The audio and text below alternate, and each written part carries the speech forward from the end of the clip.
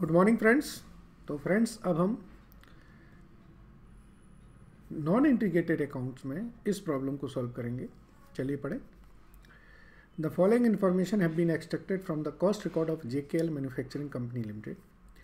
Opening balance दे रखा है, परचेज है, वर्क इन प्रोग्रेस से ट्रांसफर है, issued to work in progress, ठीक है, repairs, deficiency found in stocks. फिर WIP के बारे में दे रखा है, ओपनिंग बैलेंस है, डायरेक्ट वेजेज जो अप्लाई किए हैं, जो ओवरहेड चार्ज किए हैं, जो क्लोजिंग बैलेंस है। फिर दिया है फिनिश गुड्स के बारे में, जो भी इंटायर प्रोडक्शन है वो 10% सोल्ड पे कर दिया है, वेजेज पे है एंड ओवरहेड इनकर्ड है। हमसे पूछा है एक स्टोर लेजर कंट्रोल अकाउंट बनाइए, WIP लेजर अकाउंट बनाइए, ओवरहेड कंट्रोल अकाउंट बनाइए, कॉस्टिंग P&L अकाउंट बनाइए। तो 4 लेजर हमसे पूछे गए हैं बनाने के लिए। चलिए बनाते हैं। सबसे पहले पूछा है हमसे स्टोर लेजर,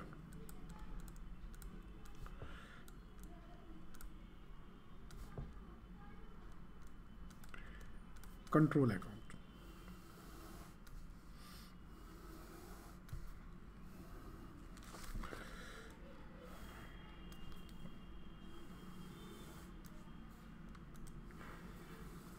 ठीक है। दूसरा पूछा है WIP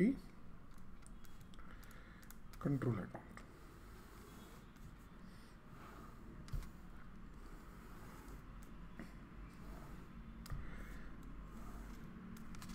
तीसरा पूछा है ओवरहेड कंट्रोल अकाउंट।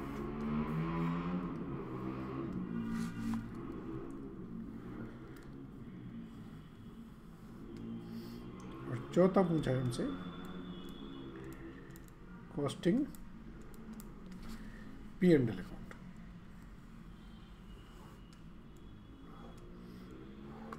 ठीक है।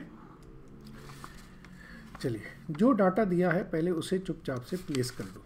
जैसे स्टोर में ओपनिंग दे रखी है, परचेज है, फ्रॉम, टू एंड रिपेयर्स। तो टू ओपनिंग बैलेंस लिखेंगे हम लोग,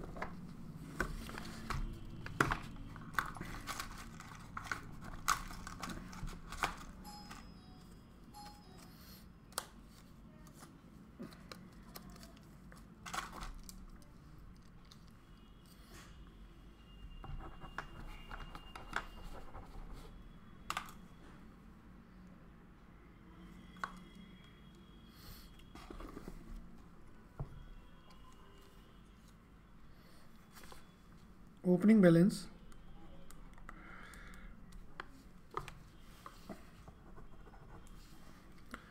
हमारा है कितना, 90,000। ठीक है जी। इसके बाद परचेजेज हमने की है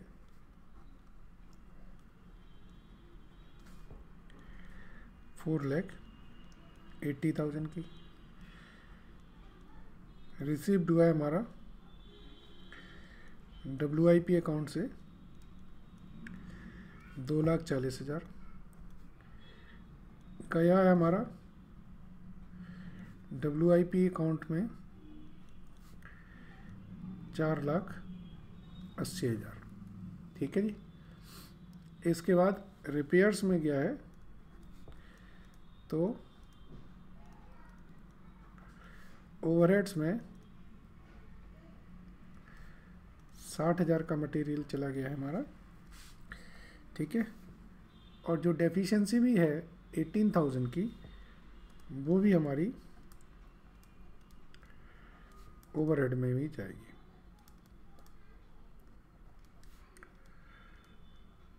ठीक है। चलिए अब इसकी बात करते हैं। ये हमारा 1,80,000 है ओपनिंग स्टॉक।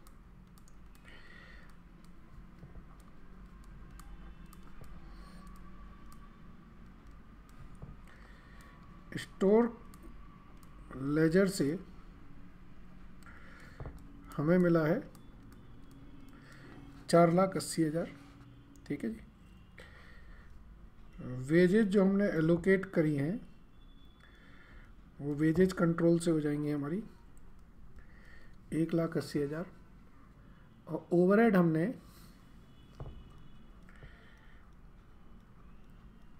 जो इसमें चार्ज कर दिए हैं वो 7,20,000 करें। क्लोजिंग बैलेंस हमारा 1,20,000 का है। ठीक है जी। चलिए अब आते हैं ओवरहेड कंट्रोल। ओवरहेड में वेजेज हमने पे की हैं 2,10,000 की, अप्लाई हुई हैं 1,80 की। सो वेजेज कंट्रोल में जो डायरेक्ट वेजेज के बाद जो इनडायरेक्ट वेजेज होंगी वो 30,000 हमारी यहाँ पे चली जाएंगी। ठीक है जी। और 7,50,000 के हमने ये ओवरहेड इनकर्ड कर दिए। 60,000 और 18,000 ये भी हमारे ओवरहेड अकाउंट्स में आएंगे स्टोर से।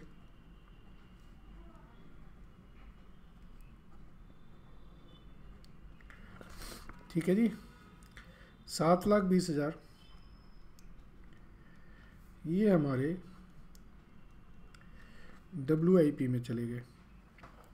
ठीक है, तो इसका टोटल कितना है? That comes to 8,58,000। 8,58,000। इसका मतलब है ये 1,38,000 के ये अभी हमारे एब्जॉर्ब नहीं हुए, अंडर एब्जॉर्ब है। आप इन्हें P&L में भी डाल सकते हैं और आप इनको क्लोजिंग बैलेंस भी ले सकते हैं इनका। ठीक है, या इसको हम कॉस्टिंग P&L में डाल सकते हैं, जो भी करना हो। अंडर एब्जॉर्ब मान लें तो कॉस्टिंग P&L में डाल दें। ठीक है, ओके। अब इसका टोटल करें तो ये आ रहा है हमारा 15,60,000। 15,60,000। सो ये बैलेंसिंग फिगर हमारी आएगी। अच्छा, ये 2,40 है तो ये 2,40 तो हम स्टोर लेजर में से एंट्री कर देंगे। तो जो बैलेंसिंग फिगर है ये 12 लाख रुपए।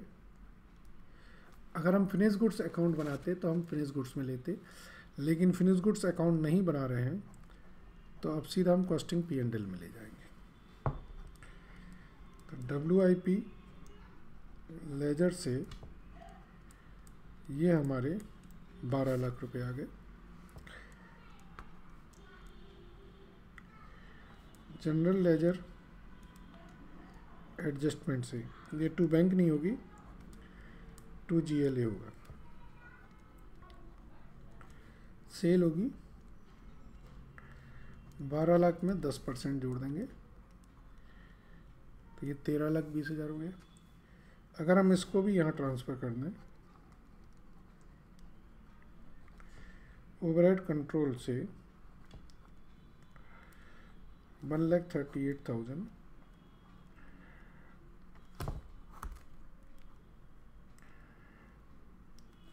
तो ये 18,000 रुपये हमारा लॉस हो गया और ये GLA में चला जाएगा। ठीक है जी, समझ आ गया? ये अगर आपने इसकी कंप्लीट एंट्रीज कर रखी हैं तो ये फिर आपको इजी लगेंगी, क्योंकि नॉर्मली ये 3-4 लेजर ही पूछते हैं। ठीक है, थैंक यू वेरी मच।